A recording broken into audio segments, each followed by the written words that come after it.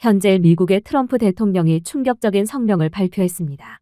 그는 한국은 이제 북한뿐만 아니라 중국까지 직접적으로 견제해야 한다고 주장해왔기 때문인데요. 중국과 직접적으로 맞서며 대놓고 적대국처럼 대하라는 말은 한국 입장에서는 미국의 잠재적인 손해까지도 전부 떠안으며 복종하라는 말과 다름이 없고, 이를 통해 미국만 이익을 보겠다는 말과 일맥상통하는데요. 그러나 이러한 말도 안 되는 불공정한 요구에 한국의 결단력이 빛을 발했습니다. 그리고 협상에서의 한국의 목소리는 전 세계가 주목하며 모두가 한국이 보여준 모습에 존경의 박수를 보내고 있는데요. 그렇다면 이러한 트럼프의 협박과 다름없는 위협 앞에서 한국이 어떤 대응을 했던 것일까요? 안녕하세요. 저는 토론토 출신의 국방 전문기자 마이클 헤런이라고 합니다. 최근 도널드 트럼프 대통령의 파격 행보 때문에 저는 거의 백악관 근처에서 숙식을 해결하다시피 하며 살고 있죠. 트럼프는 마이크에 몸을 기댄 채 불빛 아래서 눈을 반짝이더군요. 한국은 우리에게 3,500억 달러를 빚지고 있습니다. 라고 그는 말했습니다. 그들은 미국의 기술, 시장, 선의를 가져갔습니다. 이제 그들은 먼저 현금을 지불하고 나중에 미국에 협력할 것입니다. 제 주변에서는 기자석에 웅성거림이 울려 퍼졌어요. 한 독일 기자가 고개를 저었습니다. 글쎄요. 한국이 그랬다고요? 그건 사실이 아닌걸요. 그는 중얼거렸어요. 하지만 진실이 중요한 것은 아니었습니다. 연설은 정책에 관한 것이 아니었습니다. 정책이 아니라 박수와 헤드라인을 장식하는 경제 연극의 행위, 전략이 아닌 공연이었죠. 모든 것은 트럼프 자신에 대한 지지율 상승을 위한 연극이었어요. 트럼프의 제스처는 더욱 넓어졌고 그의 미소는 더욱 깊어졌습니다. 우리는 한국의 디자인을 그대로 사용하여 미국의 방위 공장을 재건할 것입니다. 라고 그는 자랑했습니다. 우리는 효과가 있는 것을 가져와서 다시 미국식으로 만들고 세계가 주도하는 것을 보여줄 것입니다. 그리고 다음 숨결에 그는 한국 엔지니어에 대한 비자 제한을 강화하겠다고 약속했죠. 저는 믿기지 않아 눈을 깜빡였습니다. 아니, 한국의 기술을 원하면서 한국의 엔지니어는 원하지 않는다고요? 트럼프는 한국의 두뇌는 원했지만 존재는 원하지 않았습니다. 그들의 청사진은 원했지만 손은 원하지 않았죠. 이건 애국심으로 그려진 위선이었습니다. 그럼에도 트럼프 지지자들은 마치 다시 독립을 선언한 것처럼 깃발을 흔들며 포효하더군요. 하지만 제가 본 것은 자부심이 아니라 자신감의 의상을 입은 두려움이었습니다. 소음 뒤에는 깨지기 쉬운 무언가, 즉 미국의 통제감이 깨지고 있었어요. 새벽이 되자 모든 네트워크에서 헤드라인이 터져나왔습니다. 트럼프 방위 공정성 위에 한국의 3,500억 달러 요구, 백악관, 한국의 K9 곡사포 국산화 추진, 미국의 무기고 한국 기술로 재탄생, 서울에서는 혼란이 분노로 번졌습니다. 분석가들은 이미 수십억 달러의 고급 방위 하드웨어를 공급한 동맹국에 3,500억 달러의 현금과 기술력을 추가적으로 요구하는 것이 터무니없다고 의문을 제기했죠. 물론 유럽 국가들도 투자를 약속했지만 선불을 요구받지는 않았습니다. 헌금을 요구받은 일본 기업은 없었죠. 오직 한국뿐이었습니다. 하지만 워싱턴에서는 관계자들이 이를 전략적 레버리지라고 부르더군요. 아이러니는 불타올랐습니다. 한국은 수십 년 동안 건설, 정제, 수출 등 연합방위 산업의 조용한 중추 역할을 해왔습니다. 주력 자주포인 K9 썬더는 유럽과 아시아 전역에서 신뢰성과 정밀성으로 존경받는 표준 자주포 시스템이 되었습니다. 미 육군조차도 한국의 사격 통제 시스템의 구성 요소를 훈련 시뮬레이션에 채택했죠. 하지만 이제 한국의 혁신으로 혜택을 받은 미국 정부는 서울을 파트너가 아닌 채무자로 묘사하고 있었습니다. 국무부 언론 브리핑에서 대변인은 기업의 냉정함으로 이를 정당화하더군요. 그동안 한국의 방산 수출은 미국의 보호 아래 발전했습니다. 이제는 그에 대한 공정한 기여가 필요한 때입니다. 회의실 내 모두는 가만히 있었어요. 마침내 한 기자가 손을 들었습니다. 한국이 성공한 대가를 치러야 한다는 말씀이신가요? 대변인은 얇게 미소를 지었습니다. 우리는 균형에 관한 것이라고 말하고 있습니다. 저는 그 말을 적었어요. 균형, 외교 복장을 한갈취의 가장 유력한 변명이 될 것입니다. 며칠 후 헤그세스 국방장관은 불에 기름을 부었습니다. 그는 텔레비전 회의에서 미 국방부는 다시 한번 전쟁부가 되어야 합니다. 우리는 그동안 너무 부드럽고 의존적이었습니다. 이제 바로 여기 미국에서 우리만의 K9 자주포 시스템을 생산할 때입니다. 한국이 아니라 말이죠. 라고 선언하더군요. 그는 뒤에 있는 대형 스크린에 손짓을 하며 빨간색, 흰색, 파란색으로만 칠해진 한국 디자인과 의심스러울 정도로 똑같아 보이는 자주포를 보여주었습니다. 슬라이드에는 미국산이라고 자랑스럽게 적혀 있더군요. 기자들은 조용히 웃었지만 아이러니를 무시할 수 없었습니다. 제 옆에 서 있던 한 퇴역 해병대원이 미국은 현실적으로 자국 전차인 에이브람스를 일정에 맞출 수도 없어요. 그런데도 이걸 만들겠다고요? 진심인가요? 라고 속삭였죠. 한편 서울 산업통상자원부에서는 차분하지만 수술적인 반응을 보였죠. 한국의 국방기술 수석 협상가인 민재훈은 조용한 회의실에 자문위원들을 모았습니다. 그는 수출 데이터로 가득 찬 스프레드시트를 스캔하며 미국은 지금 협력보다 현금을 먼저 요구하고 있습니다. 라고 말했어요. 그들은 한국의 규율로 자신들의 부채 문제를 해결하려고 합니다. 테이블 건너편에서 최혜린 산업정책실장이 안경을 맞췄어요. 그들은 협상하지 않고 있어요. 그녀가 부드럽게 말했습니다. 그들은 동맹국을 얼마나 멀리 밀어붙일 수 있는지 시험하고 있어요. 누군가가 중얼거렸습니다. 그럼 우리는 거절하자. 리는 고개를 저었습니다. 이유 없이 거절하는 것은 나약해요. 사실로 대응하겠습니다. 그러나 미국은 꿈쩍도 안 했죠. 리처드 홀츠 국방부 차관보는 기자회견에서 한국의 효율성은 미국의 감독 덕분에 존재합니다. 우리가 없었다면 그들의 시스템은 실패했을 것입니다. 라고 주장했습니다. 하지만 이젠 미국 경제학자들조차 이 계획에 의문을 제기하기 시작했습니다. 미국의 K9 공장 시설을 건설하면 비용이 4배로 증가하고 최소 5년 이상이 걸리며 여전히 한국의 하위 시스템에 의존하게 됩니다. 그것도 한국이 전적으로 도와줘야 5년이지. 이런 식으로 마구잡이로 밀어붙인다면 10년도 더 걸릴 판국이었죠. 수학은 무자비했어요. 미국은 독립을 원했지만 그 독립의 청사진은 모두 메이드 인 코리아에 찍혔거든요. 저는 퇴역한 육군 물류 담당자에게 트럼프의 아이디어에 대해 어떻게 생각하는지 물었습니다. 그는 그저 씁쓸하게 웃더군요. 사막에서 쌀을 재배하려는 것과 같습니다. 온실을 지을 수는 있지만 씨앗은 미국의 소유가 아닙니다. 그건 한국의 것이죠. 그렇게 한국과 미국의 협상이 시작되었습니다. 트럼프 대통령은 한국은 3,500억 달러를 미국에 일시불로 지불해야 할 뿐만 아니라 미국의 K9 자주포 공장을 짓는 것을 도와줘야 한다는 것으로 한국을 압박하기 시작했고 이윽고 이에 대해 생중계 협상까지 진행하며 한국으로 하여금 국제 망신까지 줘가면서 원하는 것을 얻으려고 작정을 했거든요. 이곳 협상장에는 지구상의 모든 카메라가 지켜보고 있었습니다. 대륙 전역에서 20억 명 이상의 시청자가 외교로 위장한 장관을 목격하려고 했죠. 무대는 워싱턴에 있었지만 관객은 바로 3개였습니다. 저는 보도 섹션에 앉아 헤드셋을 착용하고 화면 위에 디지털 타이머가 실시간 협상이 시작될 때까지 카운트다운되는 것을 지켜보았습니다. 트럼프 팀은 이 대중을 원했어요. 그들은 한국이 실시간으로 굴욕을 당하며 결국 미국의 제안에 무릎을 꿇기를 원했죠. 빨간불이 켜지자 헤그세스 국방부 장관은 박수갈채를 받기 위해 쓴 대본을 읽는 남자의 자신감으로 입을 열었습니다. 지금은 공정의 순간입니다. 그의 어조는 웅장하고 무거웠습니다. 미국은 투명성, 책임성, 지불을 추구합니다. 한국은 3,500억 달러를 지불해야 하고 만약 이를 거절할 시 25%의 관세가 부과됩니다. 간단합니다.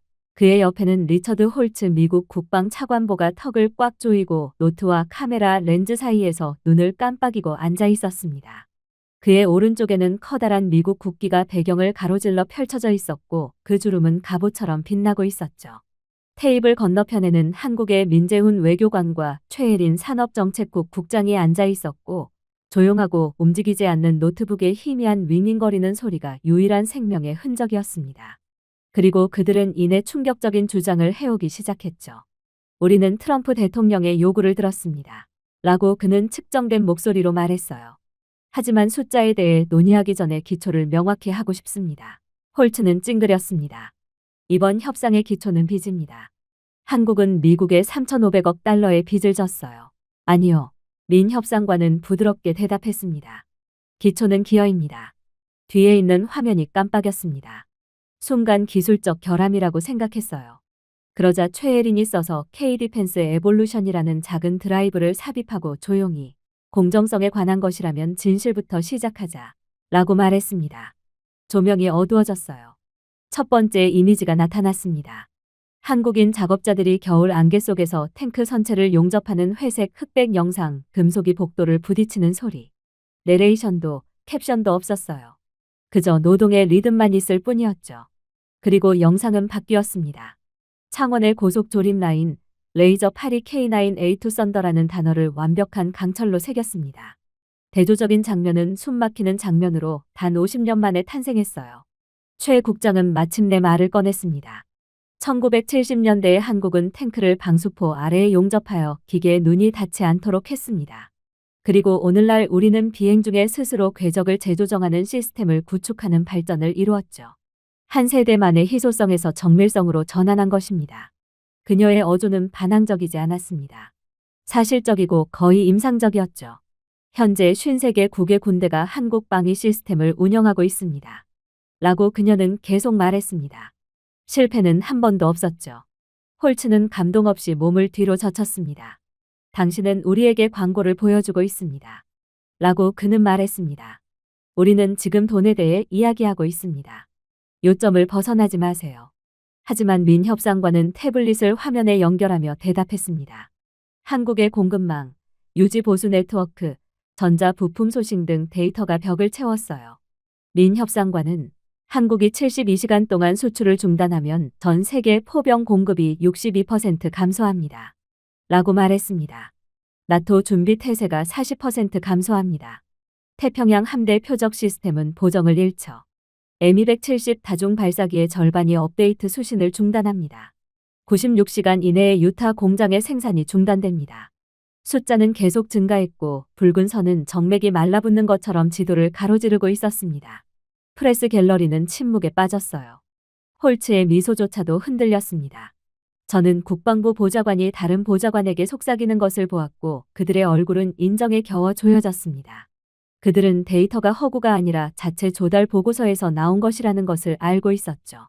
최혜리는 마이크에 가까이 다가갔습니다. 당신들은 의존성을 주장합니다. 하지만 미국의 상위 8개 포병 프로그램은 한국 부품을 직접 또는 하청업체를 통해 통합합니다. 우리는 미국 방산 무기에 들어가는 필수품인 액추에이터, 퓨즈 센서, 반동 교정기를 생산하죠.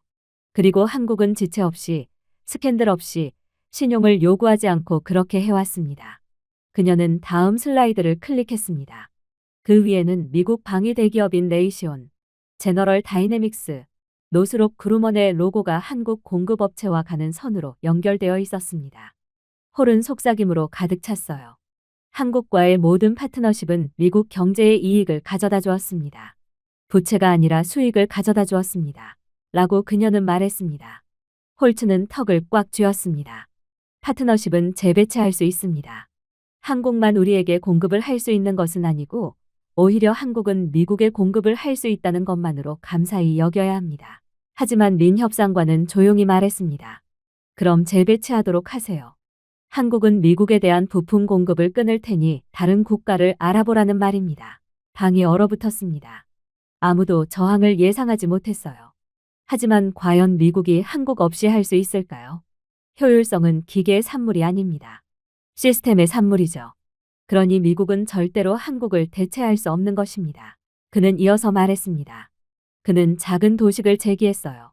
한국의 생산 주기는 합금에서 알고리즘까지 동기화되어 있습니다.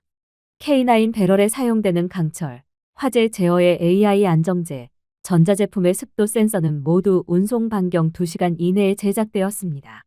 다른 어떤 나라도 이 인프라를 복제하지 못했습니다. 아니, 엄두도 못 내고 있죠. 독일도, 일본도, 미국도 마찬가지입니다. 최 국장은 한국의 파운드리는 단순히 제조하는 것이 아니라 소통합니다.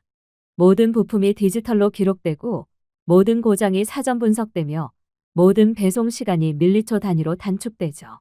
만약 미국이 한국 공급업체 한 곳을 교체하면 그대로 체인이 무너집니다. 우리는 방위 산업을 소유하지 않습니다. 우리는 방위 산업 그 자체죠. 홀츠는 비웃었습니다. 제정신으로 하는 말입니까? 그건 오만입니다. 최 국장은 고개를 저었습니다. 아니요. 그건 물류입니다. 군중은 긴장한 채 웃었지만 아무도 그녀를 반박하지 않았어요. 벽에 걸린 데이터는 수사보다 더 큰 소리로 말하고 있었거든요. 그러자 미국 기자들조차 움찔하게 만든 부분이 나왔습니다. 서울시 무역부가 승인한 시뮬레이션이 화면에 등장했어요. 한국이 72시간 동안 국방 수출을 중단한다는 가상의 K-엑시 시나리오를 모델링한 것입니다. 그 결과는 재앙적이었습니다. 미국 해군 레이더 보정 능력은 70% 감소했어요. 태평양 포격 준비 태세는 41%로 떨어졌죠. 폴란드와 알래스카에서 연합군의 합동 훈련이 동결되어 동기화된 시스템을 가동할 수 없게 되었습니다. 한국 기술에 의존하고 있던 영국 국방부조차도 현장에서 지휘 동기화를 잃게 될 것입니다. 미 국방부 장교가 마이크가 켜져 있는 것을 모른 채 중얼거렸습니다. 세상에, 우리 눈이 멀어졌어. 한국이 공급을 끄는 것 하나로 말이야. 최 국장은 살짝 고개를 끄덕였습니다. 바로 그거예요. 한국 대표단은 한 번도 목소리를 높이지 않았습니다. 그럴 필요가 없었죠. 그리고 그들의 자제는 분노보다 더 파괴적이었습니다. 린 협상관은 홀츠를 똑바로 쳐다보았습니다. 우리는 글로벌 안정을 유지하고도 안정 유지에 대한 보상을 요구한 적이 없습니다. 우리 공장은 팬데믹과 부족을 겪었습니다. 미국 의회가 예산을 논의하는 동안 한국 엔지니어들이 미국 시스템을 수리했어요. 그럼에도 박수조차 요청하지 않았습니다. 그의 목소리는 거의 속삭이듯 낮아졌습니다. 우리는 존중을 요청했을 뿐입니다. 방송 옆에서 진행되는 라이브 채팅 스트림에서는 댓글이 폭발했습니다. 이게 진짜 데이터인가요? 한국은 기본적으로 글로벌 방위의 중추입니다. 우리가 이걸 어떻게 몰랐죠? 이젠 미국 시청자들조차 트럼프의 한국 협박에 반대하기 시작했어요. 홀츠는 회복을 시도했습니다. 그래봤자 부채를 바꿀 수는 없습니다. 라고 그는 말했어요. 하지만 미국의 수요는 계속됩니다. 린 협상관은 앞으로 몸을 기울였습니다. 그러니까 당신들은 지금 하청업체와 협상하는 것이 아닙니다. 당신은 방어를 유지하는 인프라와 협상하고 있다는 것입니다. 마지막 슬라이드가 나왔어요. 2005년 이후 한국과의 파트너십을 통해 미국이 벌어들인 누적 순이익이 약 2,870억 달러에 달한다는 그래프였습니다. 해리는 이 수치를 가리키며 자, 이제 누가 이익을 보고 있다고 말하겠습니까? 누가 보조금을 지급해야 하죠? 라고 말했습니다. 세금 때문이 아닙니다. 관세 때문이 아닙니다. 신뢰 때문입니다. 미국은 한국의 기술에 의존하면서 많은 이익을 누려오고 있었어요. 그리고 우리는 신뢰 하나만 믿고 이에 대해 불평하거나 이용한 적이 없죠. 모두가 침묵했습니다. 가슴을 누르고 모든 숨결을 더 무겁게 만드는 종류였어요. 저는 홀을 둘러보았습니다. 굴욕을 기록하러 온 기자들은 이제 게시를 기록하고 있었습니다. 홀츠조차도 메모 작성을 중단했고 펜은 공중에 매달려 있었어요. 백악관에서 원격으로 지켜보던 트럼프 대통령은 마이크 쪽으로 몸을 기울였습니다. 그래서 우리가 한국이 필요하다는 말씀이세요? 그는 반쯤 조롱하는 듯한 어조로 말했습니다. 최 국장은 카메라를 똑바로 쳐다보았습니다. 아니요. 미국은 이미 한국에 전적으로 의존하고 있다고 말씀드리고 있습니다. 분노가 아닌 박수로 방이 터져 나왔어요. 기자의 박수로 시작되었고 관객들조차 일어설 때까지 또 다른 박수로 시작되었습니다. 그럼에도 한국 대표단은 미소를 짓지 않았어요. 그들은 노트북을 챙기고 약간 고개를 숙인 채 눈부신 조명 아래로 걸어나갔고 초강대국의 어안이 벙벙한 침묵을 뒤로하고 있을 뿐이었습니다. 그러나 정말로 소름 돋는 점은 따로 있었어요. 라이브 피드가 전 세계 방송 화면에 깜빡이며 워싱턴과 대전 외곽의 조용한 산업단지인 한화 디펜스 캠퍼스를 연결했습니다. 전시장이 아니었어요. 박수보다 침묵이 더 권위를 지니고 있는 정밀한 사원이었죠. 살아있는 금속처럼 반짝이는 로봇팔 옆에는 젊은 한국인 엔지니어들이 줄지어 서 있었고 각 동작은 정확히 1mm에 불과했습니다. 카메라가 바닥을 가로질러 이동하자 한 남자가 앞으로 나와 장갑에 기름기를 닦아냈습니다. 이 렌치, 그는 K9 썬더 1400대를 제작했다. 라는 간단한 강철 도구를 들고 부드럽게 말했습니다. 그의 이름은 김윤석 선임 엔지니어로 차분한 목소리는 아무도 보지 못한 1000번의 승리의 무게를 실어주었습니다. 마법이 아닙니다. 라고 그는 계속 말했습니다. 마이크론 단위로 측정되는 인내심이죠. 그의 뒤에서 로봇팔이 거의 외과적 정밀도로 자주포에 총구를 조립했습니다. 반딧불이처럼 불꽃이 튀었다 사라졌어요. 안전 고글을 쓴 학생들은 포탑 전체가 12분 만에 장착되는 것을 전망대에서 지켜보았는데 이 과정은 한때 미국 공장에서 3시간이 걸렸던 작업이었습니다. 피드의 화자는 현재 한국의 조립 효율은 전 세계 평균보다 89.6% 높습니다. 라고 설명하더군요. 이 수치는 실제로 보기 전까지는 실감나지 않았습니다. 볼트는 완벽하게 미끄러졌습니다. 센서는 조화롭게 녹색으로 깜빡였죠. 이건 제조라고 볼 수 없었습니다. 그야말로 안무였죠. 또 다른 분할 화면에서는 LG 이노텍과 한화 시스템즈의 엔지니어들이 원격 회의를 통해 모습을 드러냈습니다. 이들은 정장을 입은 것이 아니라 노트와 얼룩으로 덮인 실험실 코트를 입고 있었어요. 그중 한 명은 손톱보다 작은 마이크로칩을 들고 이것은 AI 기반 반동 안정제입니다. 압력, 온도, 각도를 0.0002초마다 읽어줍니다. 라고 말했습니다. 그는 희미하게 미소를 지었어요. 이 기능이 없으면 K9의 정확도가 46% 떨어질 것입니다. 그리고 대부분의 나토의 새로운 시스템은 우리의 보정 모델을 사용합니다. 다 한국이 자체 기술력으로 개발한 최첨단 시스템 덕분이죠. 또 다른 엔지니어인 이노텍 열 부서의 한 여성은 한국이 개발한 열 센서는 자가 학습 중입니다. 과열 4초 전에 무기 온도를 예측하고 공기 흐름을 자율적으로 조절하죠. 그래서 우리 시스템은 사막 작전에서 방해받지 않습니다. 화면은 현장 영상으로 가득 찼습니다.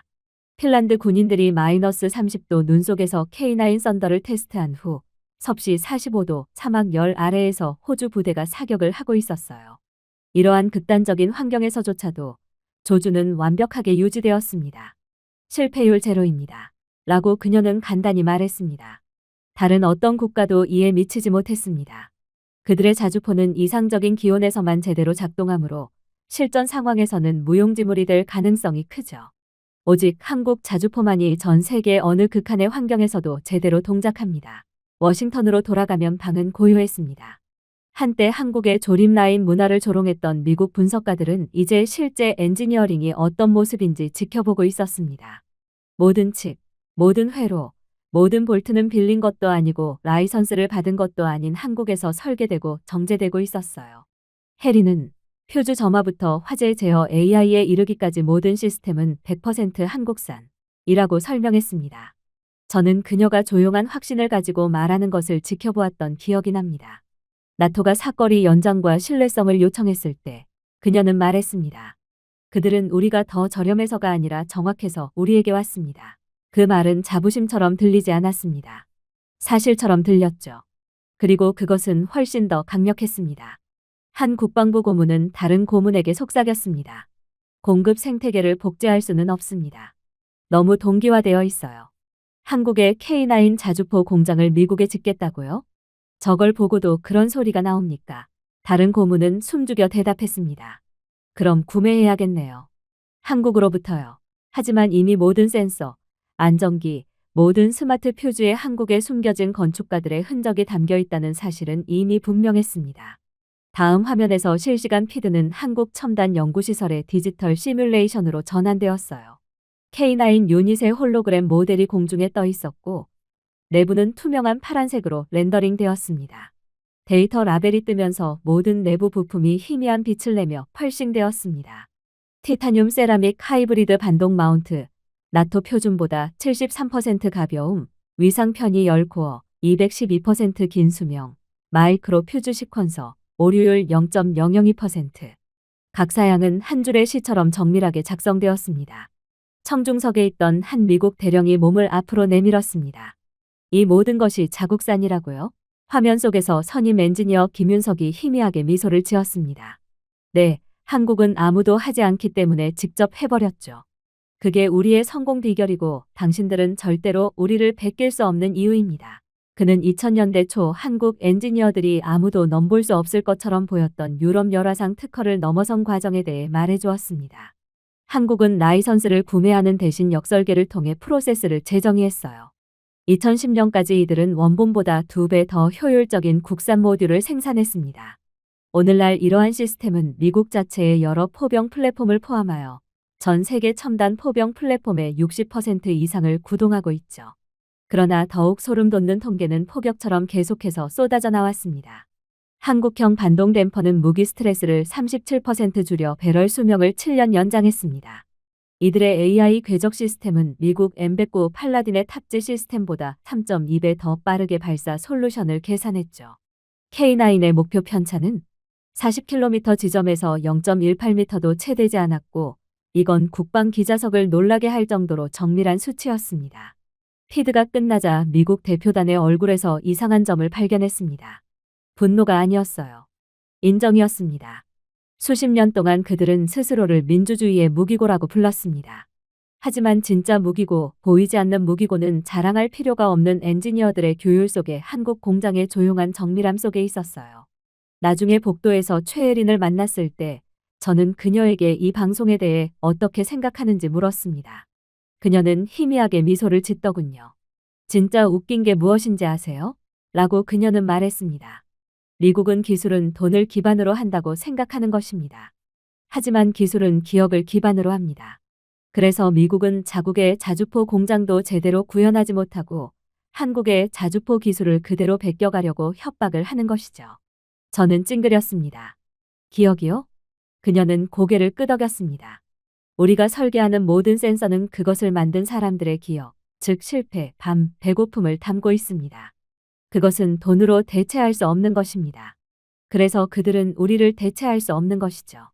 마지막 프레임에 여전히 얼어붙은 화면, 메이드 인 코리아라는 라벨이 붙은 K9 시스템의 빛나는 청사진을 돌아봤습니다. 그 순간 저는 한국이 단순히 세계 무기를 공급하는 것이 아니라는 것을 깨달았어요. 그들을 움직이게 만든 것은 심장 박동을 공급하는 것이었습니다. 오늘 한국 엔지니어들이 멈췄다면 내일 글로벌 방위 네트워크는 어두워질 것입니다. 전 세계 인공위성은 표류하고 레이더는 더듬거리며 자동화된 대포는 시력을 잃게 될 것입니다. 미국이 먼저 느낄 것은 한국이 복수를 원했기 때문이 아니라 한국은 오랫동안 전 세계를 살아있게 한 조용한 맥박 그 자체였기 때문이었어요. 이제 회의실은 이렇게 조용했던 적이 없을 정도로 조용해졌습니다. 프로젝터의 윙윙거리는 소리조차도 곧 펼쳐질 일을 방해할까봐 망설이는 듯했죠. 거대한 LED 벽에는 흰색 글씨로 한 문장이 나타났습니다. 시나리오, 한국은 72시간 동안 모든 방산 수출을 중단합니다. 미국 대표단의 집단적인 웃음소리, 불신반, 오만반이었습니다. 72시간? 누군가 속삭였습니다. 도대체 한국은 자신들을 뭐라고 생각하는 건가요? 고작 3일 안에 무슨 일이 일어날 수 있을까요? 그러자 화면이 붉게 변했습니다. 시뮬레이션이 시작되었습니다. 차트와 그래프가 붕괴하는 스카이라인처럼 계단식으로 이어졌습니다. 미국의 포격 준비도 마이너스 68%, 미사일 정확도 마이너스 54%, 레이더 동기화, 치명적인 실패. 웃음소리가 사라지는데 단 15초밖에 걸리지 않았습니다. 건물 밖에서 생중계되는 CNN의 앵커는 문장 중간에 말을 더듬었어요. 우리는 여러 지휘 부문에서 전례 없는 체계적 실패를 보여주는 데이터를 수신하고 있습니다. 한국이 사라지면 우리에게 닥치는 재앙적인 결과입니다. 저는 프레스 갤러리에 앉아 그들의 얼굴이 색이 바래는 모습을 지켜보았어요. 화면에는 하나씩 유럽 기지에서 태평양 전초 기지로 경보가 번쩍이는 단위 고장이 표시되었습니다. 시뮬레이션은 과장된 것이 아니라 현실을 반영한 것이었죠. 화면에 떨어지는 빨간색 막대는 상상이 아니라 미 국방부 자체의 한국에 대한 의존 로그에서 가져온 것이었어요. 이 상황에서도 최혜리는 침착하고 신중하게 선두에 섰습니다. 이것들이 당신의 숫자입니다. 그녀의 목소리는 투명했고 소음을 유리처럼 가렸어요. 정밀 유도 시스템의 54%, 반동 안정기의 58%, 첨단 열 센서의 거의 70%가 한국 생산 라인에서 생산됩니다. 그것들이 멈추면 미국의 시스템은 멈추는 정도가 아니라 아예 무너집니다. 레이슨 장군은 세 줄 뒤에 앉아 손바닥을 테이블에 부딪혔습니다. 이건 협박이야. 그가 외쳤습니다. 아니요, 현실입니다. 린제훈이 고르게 대답했어요. 시뮬레이션은 2일차로 진행되었습니다. 글로벌 명령 맵이 붉게 빛났어요. 미사일 궤적 보정은 미터 단위로 이루어졌고 그 다음에는 수십 미터 단위로 이루어졌습니다. 네바다주의 사거리에서 실시된 시험 공격은 정밀 전쟁을 추측으로 바꾸기에 충분한 목표를 127m나 빗나갔습니다. 위성의 동기화가 해제되기 시작했고 나토 야전 부대와의 통신 효율은 71%로 떨어졌어요. 수조 달러 규모의 생태계인 스마트 디펜스 네트워크 전체가 숨을 헐떡이고 있었는데 한국이 한 일은 고작 수출을 중단하는 것뿐이었습니다. 최혜리는 또 다른 슬라이드를 꺼냈습니다. 여기 미국의 방위 산업의 근간을 흔드는 요소가 있습니다. 라고 그녀는 말했습니다. 미국의 현행 포병 시스템의 142개 중요 부품 중 81개는 한국 공급업체에서 생산됩니다. 12개월 이내에 37개는 대체할 수 없어요. 그리고 19개는 지금 당장 전액 자금을 투자해서 연구 개발하더라도 미국 국내 제조업체에서 복제할 수 없습니다. 미국은 한국의 공급망에서 벗어나기에는 너무 멀리 왔다는 거죠. 그만큼 한국에 전적으로 의존하고 있었다는 뜻입니다. 그녀는 화면에 깜박이는 선 하나를 가리켰습니다. 한화의 유압 토크 보상기인 이 모듈 하나는 미국의 7,600개의 호위터에 존재합니다. 이 모듈이 없으면 4라운드 후 반동이 멈춥니다. 그렇기 때문에 귀사의 M109A7 자주포는 그대로 더 이상 생산할 수 없게 됩니다. 홀츠는 화를 숨기려고 관자놀이를 문질렀습니다. 그럼 한국은 언제든지 우리를 막을 수 있다는 말씀이신가요? 린 협상관은 그를 쳐다보았습니다. 우리는 그런 힘을 원하지 않았어요.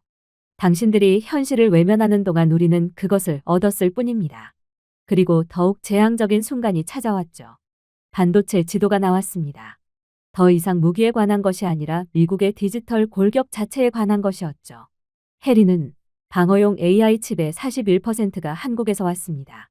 배터리 등급 양극재의 33%, 레이더 신호 처리기의 52%, AI 유도 드론 센서의 80%가 한국에서 왔습니다. 라고 말했습니다. 그녀는 데이터 피드를 확대했어요. 한국이 단 72시간 동안 수출을 중단해도 미국 미사일 AI의 절반은 실명하고 나머지는 청각 장애가 생깁니다. 아마 미국의 미사일은 자국의 본토를 폭격하는 대참사를 일으키겠죠. CNN은 창백해 보이는 국방 분석가에게 말을 아꼈습니다. 이 수치가 정확하다면 그는 이것은 시뮬레이션이 아니라 미국의 악몽 같은 시나리오입니다. 라고 말했어요. 펜타곤에서 누군가가 알았어야 했어요. 라고 중얼거렸습니다.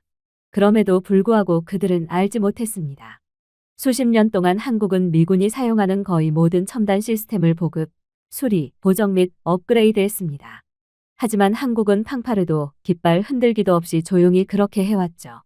동맹국에 대한 헌신이었습니다.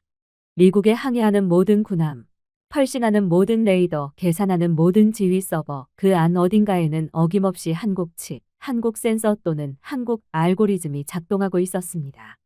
해리는 타임라인을 보여주었어요.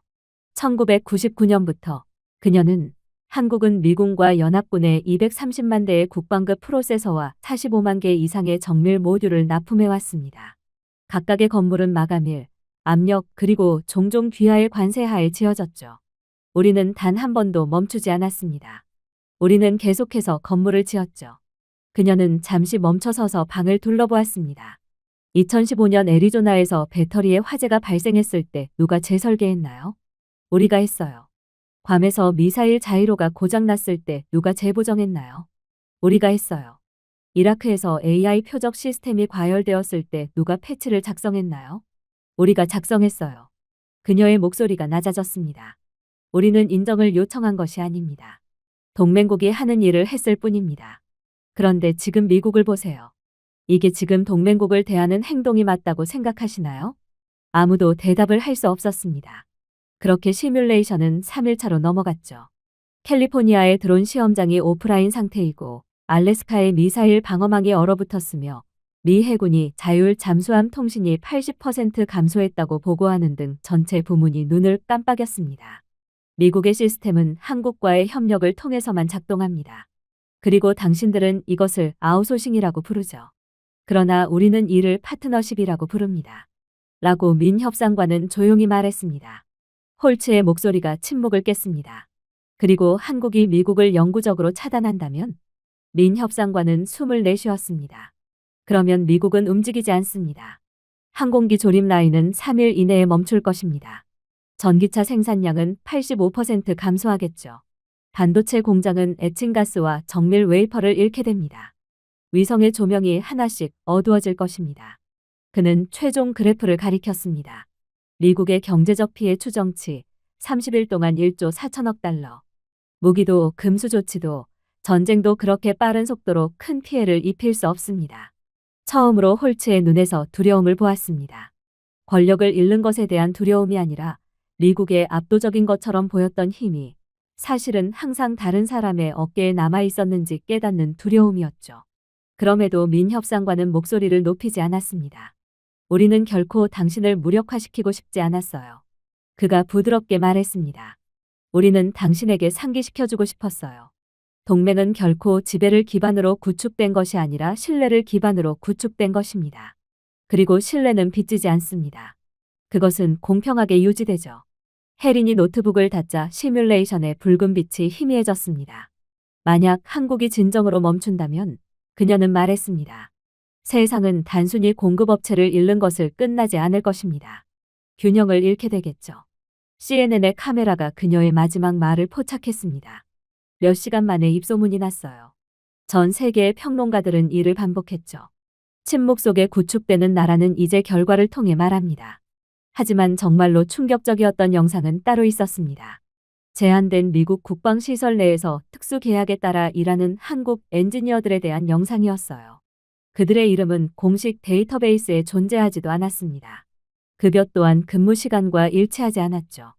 비자는 수리한 기계보다 더 빨리 만료되었습니다. 몽고메리 근처의 창고 단지에 도착했는데 철조망과 발전기의 희미한 윙윙거리는 소리로 둘러싸여 있었어요.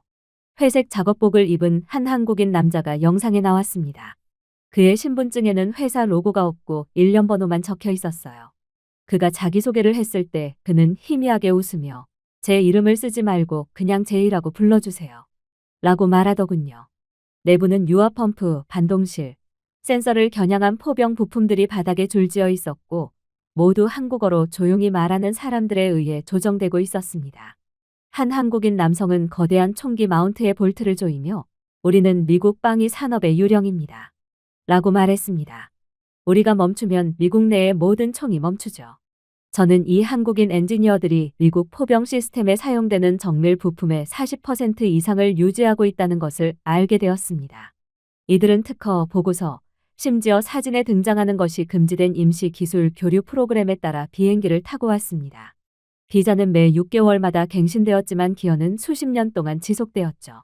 한 한국인 남성은 손톱보다 작지만 무기의 정확성에 중요한 프로토타입 스테빌라이저 칩을 보여주더군요. 미국은 이것이 기밀이라고 말했습니다. 라고 그는 조용히 말했습니다. 하지만 이것을 만든 저희까지도 전부 기밀로 분류하더군요. 근무 시간은 잔인했습니다. 주 6일, 12시간 교대 근무. 초과 근무 수당은 없습니다. 하지만 왜 근무했는지 물었더니 대답은 고통스러울 정도로 간단했습니다. 이것 때문입니다. 라고 제이는 완성된 회로 기판을 들고 말했어요. 우리가 할 수 있는 것을 증명할 수 있는 유일한 곳입니다. 또 다른 한국인은 우리는 직함이 없습니다. 결과만이 있을 뿐이죠. 라고 덧붙였습니다. 엘라베마뿐만이 아니었습니다. 나중에 애리조나, 텍사스, 조지아에서 비슷한 시설을 발견했는데 각각은 여러 겹의 미국 하청업체를 통해 계약한 소규모 한국 엔지니어 그룹으로 채워져 있었어요. 그들은 미사일 자이로스코프를 보정하고 레이더 펌웨어를 테스트했으며 언젠가 유럽을 통과할 탱크용 반동 댐퍼를 재조립했습니다. 그러나 미국 헤드라인에는 이를 언급하지 않았습니다. 메달에는 이름이 적혀 있지 않았죠. 하지만 이들이 없었다면 미국의 시스템은 움직이지 않았을 것입니다. 투손의 한 현장에서 한 미국인 감독관이 저에게 우리는 그들을 그림자 승무원이라고 부릅니다. 그들이 휴식을 취하면 40분 안에 생산이 중단됩니다. 라고 인정했어요. 하지만 같은 엔지니어들은 직원 식당에 들어갈 수조차 없었습니다. 배지는 파란색이 아니라 빨간색으로 임시 직원을 의미했죠. 그들은 점심시간보다 충성심이 더 빨리 사라진 것처럼 보안 훈련 중에 먼저 건물을 떠나야 했습니다. 그러던 중 저를 아프게 한 사건이 발생했어요. 박성호라는 한국인 기술자가 미사일 유도 시스템의 화재 제어 칩을 재조정하는 19시간 교대 근무 후 쓰러진 거였어요. 보고서에는 그의 사망 원인이 과잉으로 명시되어 있었습니다. 회사는 꽃을 보냈지만 아무런 확인도 하지 않았죠. 그가 완성한 시스템에 대한 최종 특허에는 그의 이름이 등장하지 않았습니다. 대신 미국인 관리자 3명이 인정받았습니다. 동료들이 그의 이름을 기록에 포함해달라고 요청하자 이 프로그램에 따라 시민이 아닌 사람은 발명가가 될 수 없다. 라는 대답만이 나올 뿐이었습니다. 그들은 몽고메리 외곽의 작은 묘지에 그를 묻었습니다. 저는 문득 미국에서 12년 동안 근무한 나이 많은 엔지니어 이현수 씨와 이야기를 나눴던 것을 기억했습니다. 그는 지친 눈으로 저를 바라보더군요. 어려움이 뭔지 아세요? 라고 물었습니다. 우리는 미국의 핵심 시스템을 만들고 한국인 엔지니어들이 없으면 미국은 절대로 돌아가지 않음에도 아무도 우리를 보호해주지 않고 아무런 이유 없이 쫓겨날 때가 가장 힘듭니다. 그는 잠시 멈춰서서 안경을 닦았어요. 하지만 그래도 우리는 합니다. 한국인은 늘 그렇게 하기 때문이죠. 우리의 부모님도 조상들도 전부 이렇게 해왔습니다. 우리는 시작한 일을 반드시 끝내는 민족이거든요. 한 내부 고발자가 내부 문서를 유출하여 많은 사람들이 의심하는 것을 확인했습니다. 첨단 미 포병의 유지 보수 작업의 62%가 한국 인력이나 한국산 부품에 의존하고 있다는 사실이었어요. 즉, 한국인 엔지니어가 없으면 미국은 끝이라는 것이 공식적으로 증명된 거였고 미국조차 이를 전부 알고 있다는 사실이었습니다. 그리고 이번 기회에 이 사실이 전 세계에 공개되자 반응은 가히 폭발적이었습니다. 수천만 명의 미국인이 이 사실을 알게 되었어요. 댓글은 놀라움을 금치 못했습니다.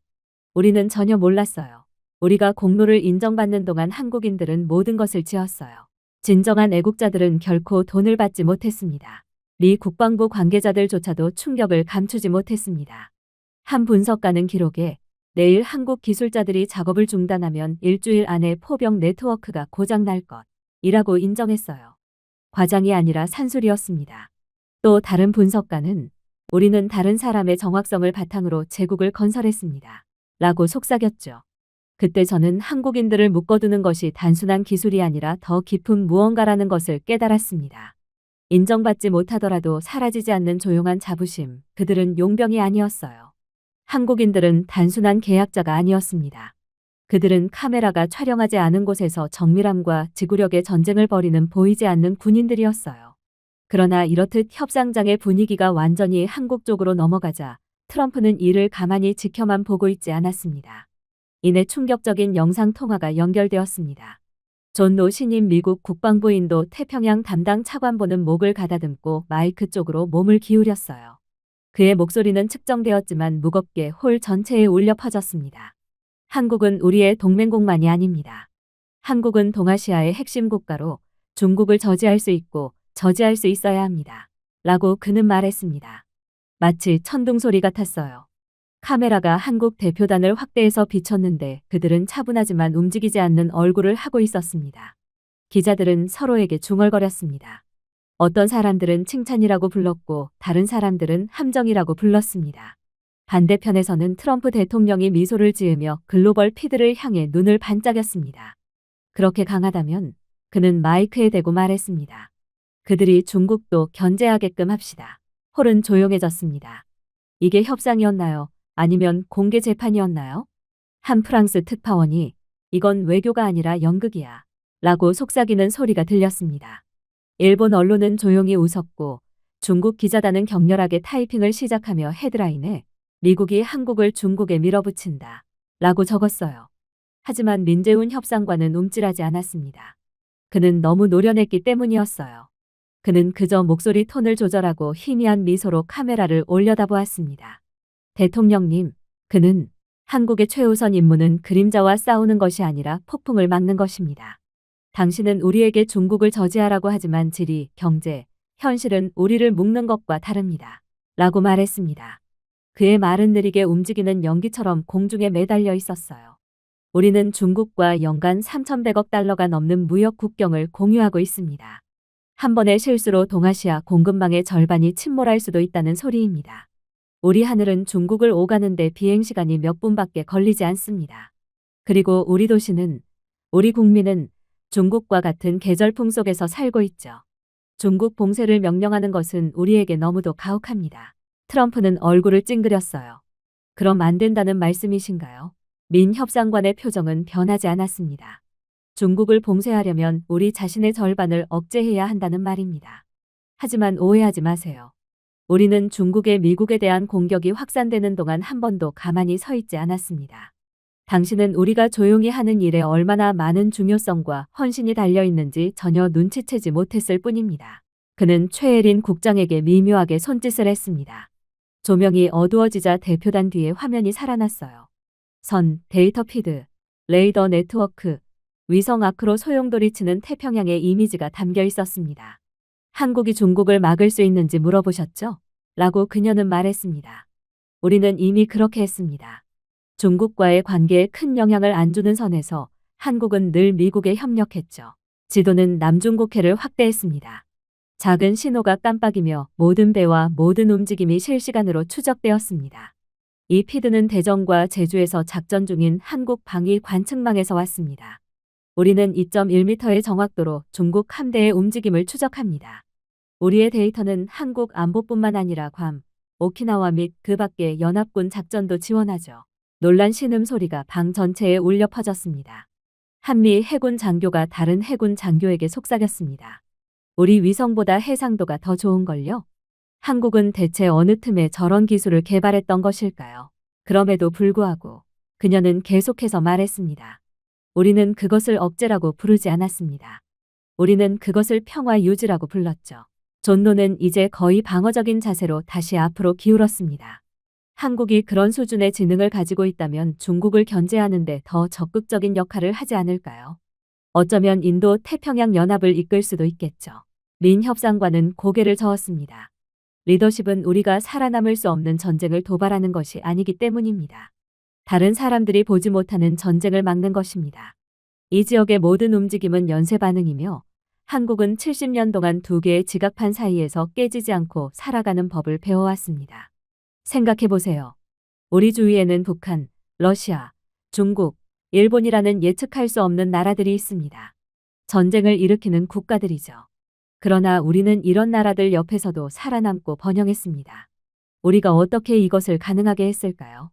잘 생각해 보세요. 어떤 번역가도 채울 수 없는 멈춤이 있었습니다. 세상은 소리치는 초강대국에 익숙해져 있었고 이제 그들은 소리보다 무거운 무게로 작은 나라가 조용히 말하는 것을 지켜보고 있었어요. 저는 프레스 갤러리 쪽을 힐끗 쳐다보았습니다. 서방 분석가들은 격렬하게 속삭이고 있었습니다. 한국은 오히려 트럼프를 궁지에 몰아넣고 있습니다. 라고 한 사람이 말했습니다. 큰 목소리를 내지도 않고요. 트럼프는 불안해 보였습니다. 우리는 전쟁을 요구하는 것이 아닙니다. 우리는 책임을 묻고 있습니다. 책임은 소음으로 측정되는 것이 아닙니다. 대통령님. 인내로 측정됩니다. 지역 무역에서 철수할 때, 태평양 공급망이 불안정할 때, 미사일이 일본 상공을 비행할 때 항상 한국이 선을 지켰습니다. 그럼에도 우리는 감사를 구하지 않았습니다. 우리는 신용을 구하지도 않았죠. 우리는 동맹국으로서 조용히 헌신했을 뿐입니다. 그때 최혜리는 다른 키를 눌렀습니다. 태평양을 가로지르는 물류 데이터 라이닝 그래프가 나타났어요. 이 경로들 보이세요? 그녀가 물었습니다. 이것들은 반도체 출하, 배터리 코어, 정밀 모듈입니다. 방위 물류의 27%가 한국산에 의존하고 있습니다. 일주일 동안 중단되면 43개의 미국 방위산업체가 가동을 중단할 것입니다. 이건 레버리지가 아닙니다. 대통령님. 이건 파트너십입니다. 트럼프의 표정은 굳어졌지만 아무 말도 하지 않았습니다. 진실은 권력마저 침묵시켰던 거였죠. 민 협상관은 목소리를 낮추며 말을 이어갔습니다. 한때 비판했던 것과 같은 보복을 촉발하지 않고는 중국을 공개적으로 억제할 수 없습니다. 사드 배치를 기억하시나요, 대통령님? 우리는 미사일 한 발로 인해 중국으로부터 200억 달러의 제재를 받았습니다. 수천 개의 한국 중소기업이 하룻밤 사이에 무너졌죠. 하지만 우리는 당신을 비난한 적이 없습니다. 동맹을 믿었기 때문입니다. 홀은 다시 가만히 쓰러졌습니다. 미국 대표단은 자리를 옮기고 유럽 참관단은 조용히 고개를 끄덕이며 중국 관리들은 무표정하게 지켜보는 등 카메라가 얼굴을 확대했습니다. 민 협상관은 이어서 말했습니다. 우리는 당신이 지배력을 잃을까봐 두려워하는 것을 이해합니다. 하지만 용 옆에 사는 것은 우리입니다. 우리는 용을 찌르고 불에 타지 않기를 기대할 수 없어요. 우리의 전략은 불을 불어넣는 것이 아니라 바람을 제어하는 것입니다. 그는 거의 반사적인 어조로 메인 방송 카메라를 직접 들여다보았습니다. 당신이 미사일 방어를 강화해달라고 요청했을 때 우리는 그렇게 했습니다. 제재 집행을 요구했을 때 우리는 주도했죠. 소말리아 등 해적 행위에 맞서기를 주저하셨을 때 우리는 먼저 항의했습니다. 그리고 당신의 산업이 뒤처졌을 때 우리는 여전히 미사일, 레이더, 항공기에 전력을 공급하는 반도체를 만들었습니다. 트럼프 대통령님, 충성심이 무엇을 더 증명해야 할까요? 트럼프는 깜짝 놀라 눈을 깜빡였습니다. 처음으로 그는 아무런 대답이 없었어요. 최혜리는 온화하지만 분명한 목소리로 말했습니다. 한국은 국기를 개항하여 자신의 위치를 보여줄 필요가 없습니다. 우리가 보내는 모든 레이더 펄스, 발사하는 모든 중계위성, 생산하는 모든 암호화 칩은 모두 같은 진실을 뒷받침하거든요. 아무도 눈치채지 못했을 때에도 한국은 안정성 보호를 멈추지 않았습니다. 그녀가 말하면서 뒤에 있던 화면이 다시 바뀌었는데 이번에는 위협이 아닌 방패로 한국의 감시선이 겹쳐진 희미한 중국 해안선 윤곽이 드러났습니다. 우리는 한 번도 선을 넘은 적이 없습니다. 라고 그녀는 말했습니다. 하지만 우리는 항상 그것을 지켜왔습니다. 기자들은 입을 반쯤 벌린 채 쳐다보았습니다. 한 BBC 기자는 그들은 내내 조용한 수호자였습니다. 라고 속삭였어요. 트럼프는 날카롭게 숨을 내쉬며 중얼거렸습니다. 마치 미국이 빚진 것처럼 들리네요. 린 협상관의 대답은 즉시 나왔습니다. 당신은 우리에게 빚진 것이 아닙니다. 한국은 미국에 대한 헌신과 믿음을 멈추지 않았다는 사실에 마음의 평화를 빚지고 있죠. 거기에는 반항이 아니라 도덕적 명확성이 있었습니다. 번역이 필요 없는 종류였습니다. 박수는 거의 불확실한 듯 부드럽게 시작되다가 부풀어 올랐습니다. 심지어 일부 미국 장교들마저 박수를 치기도 했죠. 밖에서는 이미 전 세계적인 반응이 쏟아지고 있었습니다. 파이낸셜 타임즈 헤드라인에는 이렇게 적혀 있었어요. 한국은 한치도 움직이지 않고 모든 국가들을 능가할 수 있었다. 그러나 트럼프는 지금껏 존재했던 인물과는 완전히 다른 인물이었습니다. 그는 이번 협상에서 무너지면 자신도 끝이라는 사실을 잘 알고 있는지 억지까지 써가면서 한국을 밀어붙였어요. 아무튼 한국이 미국에 더 많은 돈을 지불할 수 없다면 우리는 그저 주한미군을 집으로 다시 데려올 것입니다. 홀 전체가 얼어붙었습니다. 잠시 동안 카메라조차 움직이지 않았어요. 장군들은 긴장한 눈빛을 주고받았습니다. CNN의 라이브 티커는 문장 중간에 비틀거리며 이 사건을 속보로 분류할지 외교적 붕괴로 분류할지 확신하지 못했습니다. 제 옆에 있던 프랑스 기자가 속삭였습니다. 그는 자신의 동맹을 폭발시키고 있어요. 라이브로 말입니다.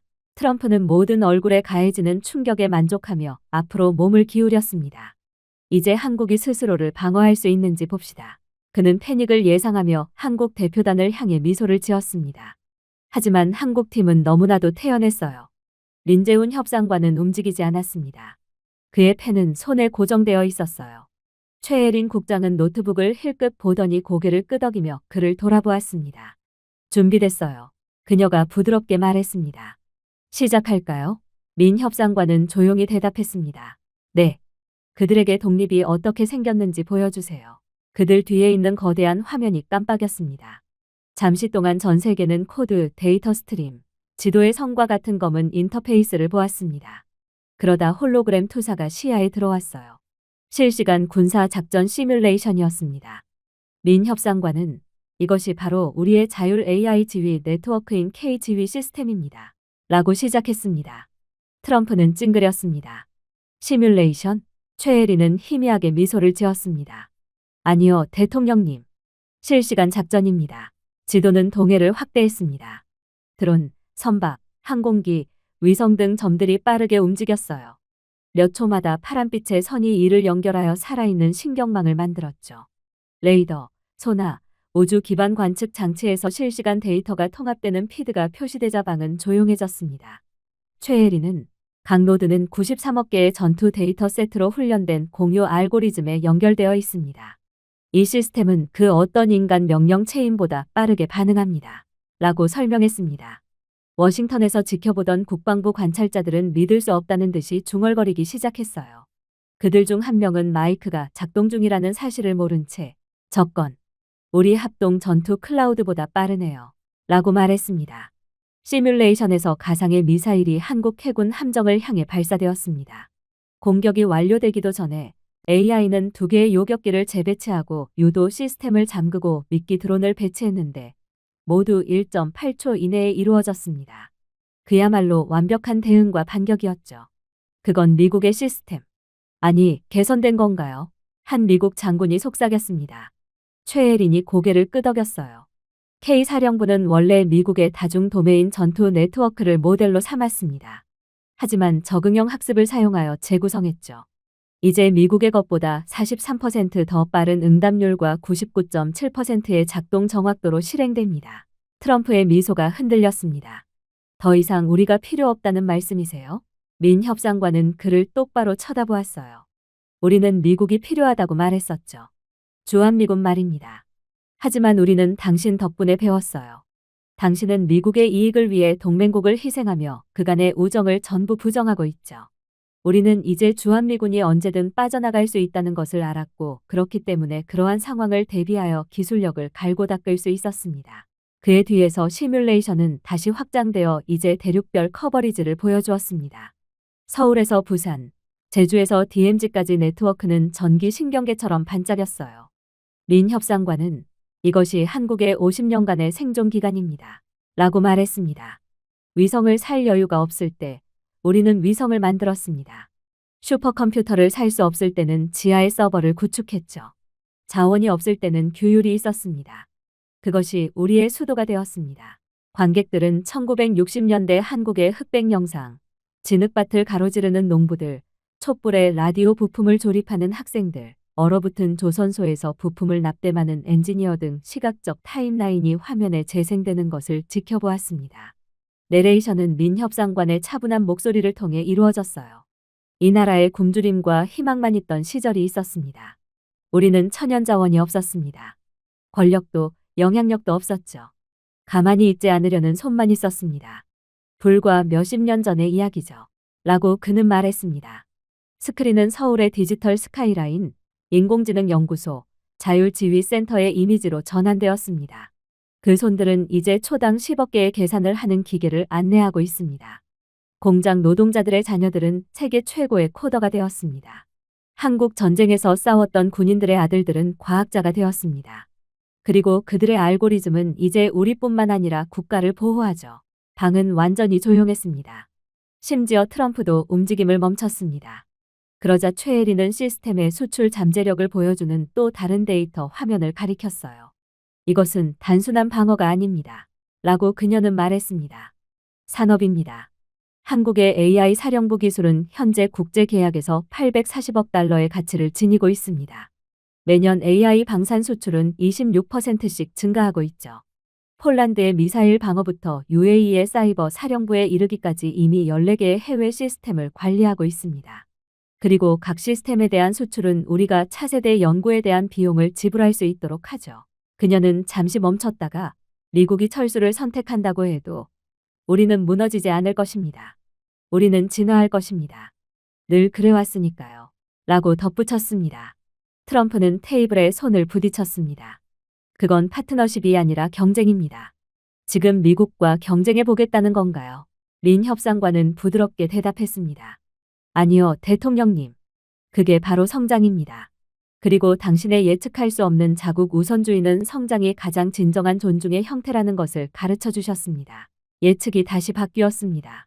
한국의 AI 명령은 31만 2천 개의 전장 센서와 연동되어 노드당 0.4초 이내의 실시간 데이터를 처리했어요. 민 협상관은 당신은 동맹을 돈으로 측정하지만 그 밀리초 안에 수많은 군인들의 생명이 달려있기 때문에 우리는 밀리초 단위로 측정합니다. 라고 말했습니다. 며칠 동안 회의적이었던 외신 기자들은 이제 말문이 막혔습니다. 독일 기자는 학생이 선생님을 뛰어넘었다. 라고 속삭였어요. CNN의 하위 3분의 1 배너가 실시간으로 업데이트되었습니다. 한국의 AI 국방력, 펜타곤 시스템을 능가하다. 트럼프는 눈에 띄게 흔들리며 물러섰습니다.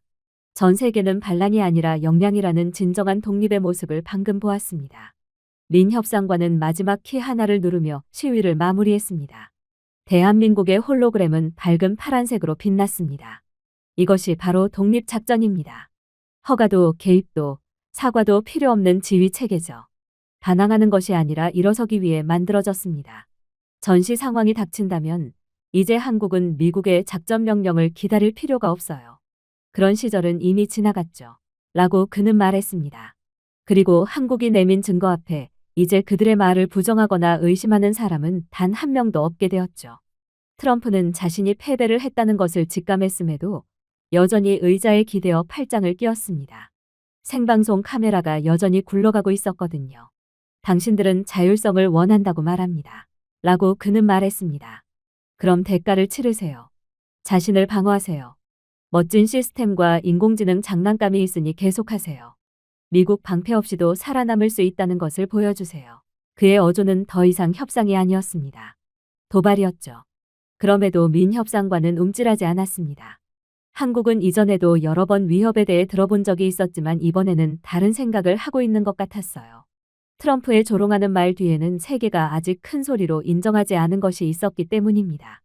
미국은 더 이상 세계 경찰이 되는 대가를 치르고 싶지 않았습니다.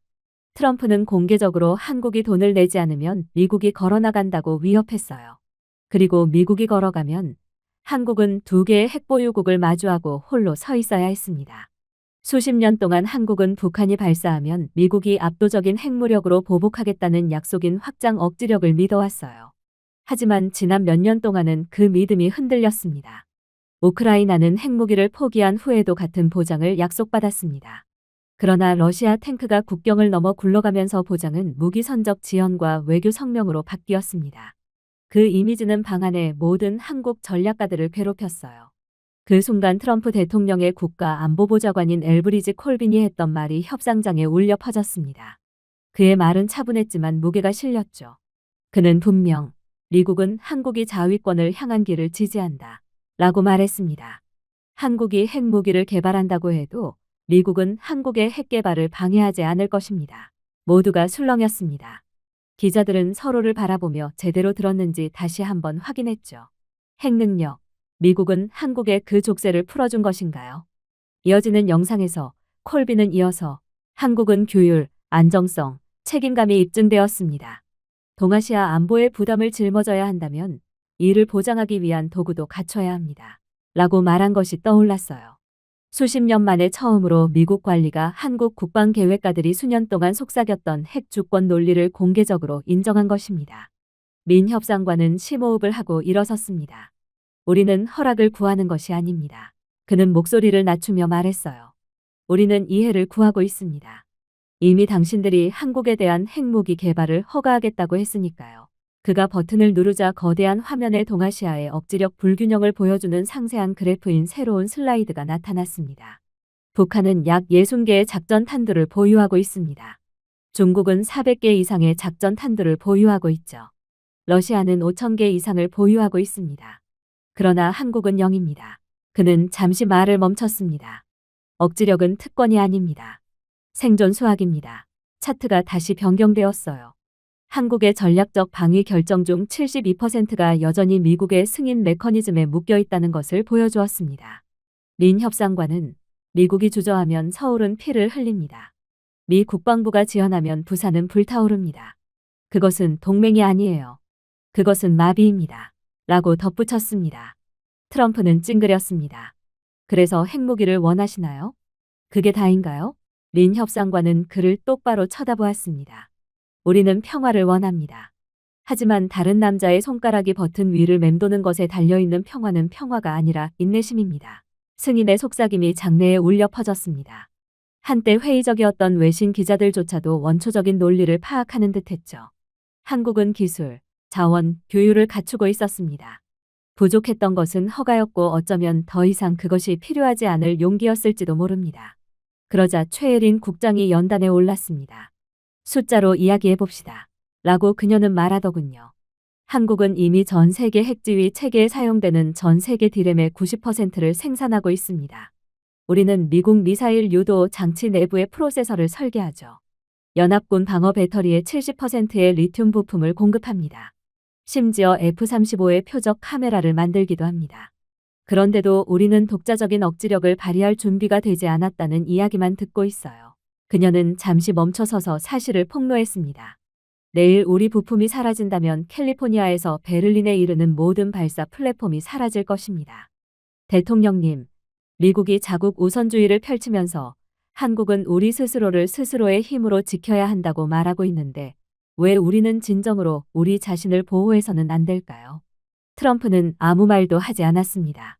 턱이 조여졌지만 아무 말도 하지 않았죠. 다음 슬라이드가 나왔습니다. 민 협상관은 한국의 에너지 프로그램은 평화적인 핵능력의 토대를 조용히 구축했습니다. 우리 원자로는 4세대 모듈식이며 수출로서 우수함이 입증되었죠.